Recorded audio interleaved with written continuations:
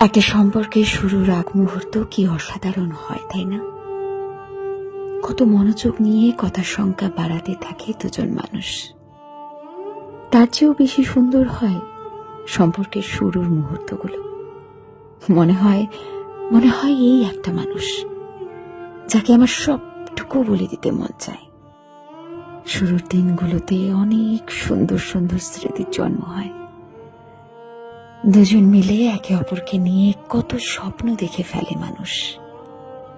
রাগ করে 2-4 দিন কথা না বলে থাকা, তারপর আবার সব ঠিক হয়ে যাওয়ার পরের মুহূর্তটা কি অদ্ভুত রকমের সুন্দর লাগে। সবকিছু অনুভব হয় আমার একটা ব্যক্তিগত মানুষ আছে।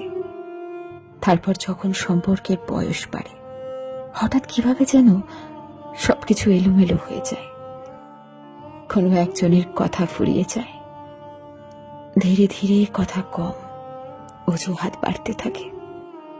তারপর শুরু হয়ে যায় কথার আঘাতের পর্ব। আচমকা যেন হঠাৎ করে শুরুর দিনগুলো হারিয়ে যায়।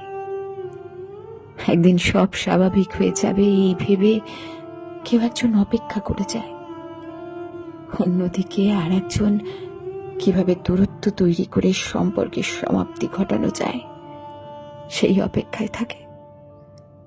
আর এই শেষ সময়ে কোনো একজনের জীবন পুরোপুরি বিষাদময় হয়ে যায়। মানুষগুলো কি অদ্ভুত, কাছে আসার জন্য কত বাহানা, কত অনুরোধ। তারপর যখন কাছে আসার অনুমতি পায়, তাদের আগ্রহ কমে যায়। একটা সময়ের পর দূরে যাওয়ার জন্য ছটপট করতে থাকে। কি ভয়ঙ্কর ব্যাপার! সত্যি, এই দুনিয়াতে মানুষের চেয়ে ভয়ঙ্কর কিছুই নেই, কিছুই না।